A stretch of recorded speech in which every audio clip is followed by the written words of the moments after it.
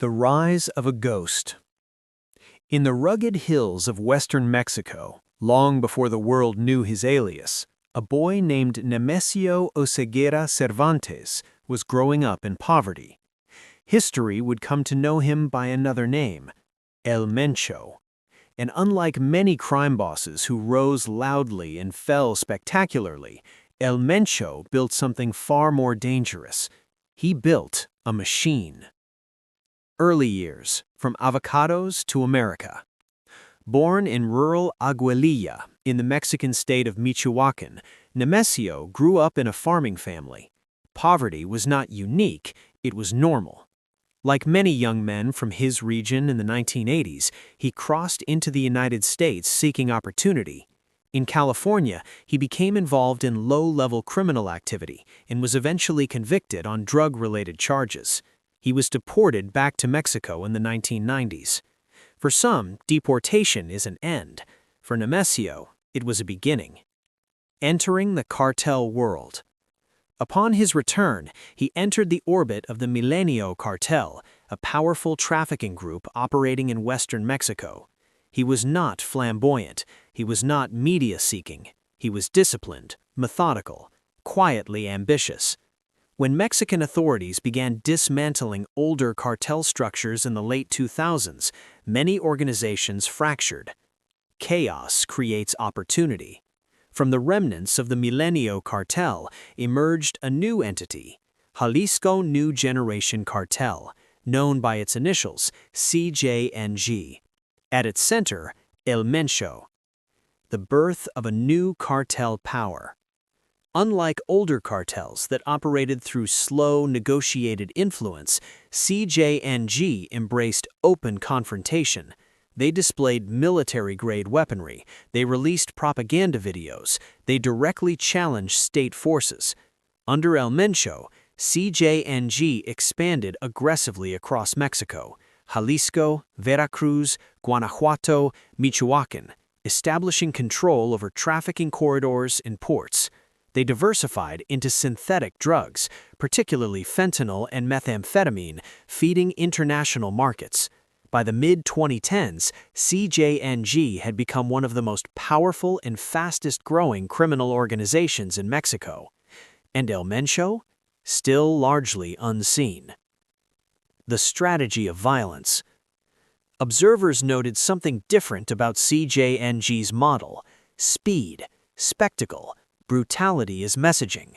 Public displays of force were not random, they were strategic. Violence became communication. When federal forces attempted arrests, convoys were ambushed, helicopters were shot down, entire regions were locked down. In 2015, a military helicopter was downed during an operation targeting El Mencho, a bold escalation rarely seen in cartel-state conflict. The message was clear. This was not a cartel hiding in the shadows. This was a cartel willing to confront the government directly.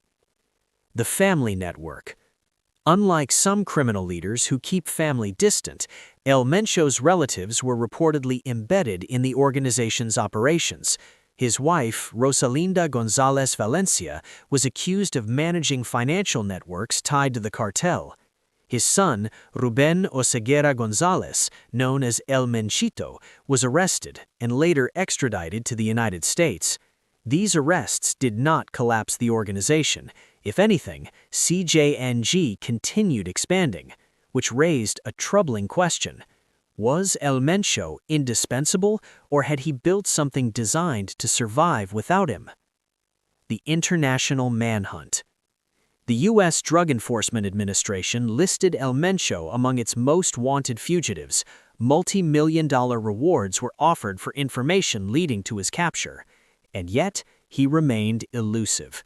Reports placed him in remote mountain regions. Others claimed he moved frequently, using tight security and local support networks.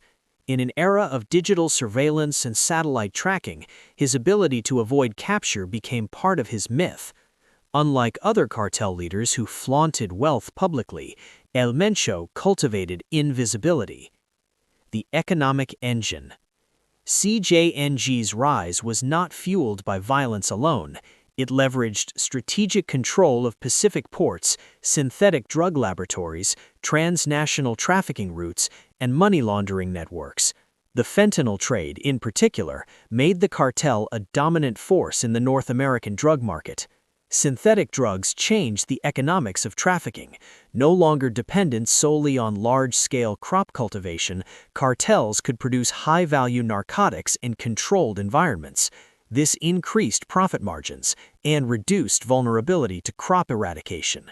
CJNG adapted quickly.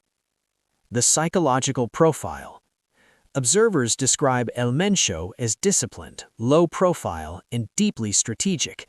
He is not known for media interviews. He does not issue grand speeches. He built a reputation through operational efficiency and ruthless enforcement. The paradox is chilling. The most visible violence, led by one of the least visible leaders. The human cost. Any discussion of cartel power must confront the consequences. Communities destabilized, extortion networks, forced recruitment, displacement, thousands of lives affected by drug distribution and territorial wars. CJNG's rapid expansion sparked violent clashes with rival groups, contributing to instability in multiple regions. Behind strategic language, territory, routes, operations are human realities. The rise of El Mencho is inseparable from the suffering linked to organized crime's grip on communities. The state response. Mexico's government has launched multiple operations targeting CJNG's leadership structure. Arrests have been made, assets seized, allies captured. Yet the organization persists. Criminal enterprises at this scale operate like decentralized networks. Removing one node does not automatically dismantle the system. That resilience is part of El Mencho's legacy. Myth versus reality. With high-profile criminal figures, myth often grows larger than documented fact. Some narratives exaggerate reach, others underestimate influence. What is verifiable? He rose from rural poverty. He became leader of one of Mexico's most powerful criminal organizations. He remains one of the most wanted individuals in international law enforcement circles. Beyond that, secrecy clouds much of his current status. The broader context. El Mencho's rise is not just a personal story. It reflects structural poverty, migration patterns, fragmentation of older cartels, global demand for narcotics, and the evolution of organized crime into corporate-style networks. No single figure explains the phenomenon, but some individuals become symbols of it. El Mencho became one of those. The legacy question. History often asks, is power measured by visibility or by impact?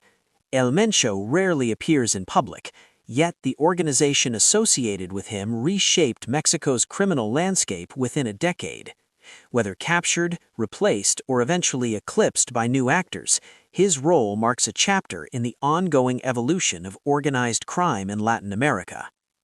Final reflection.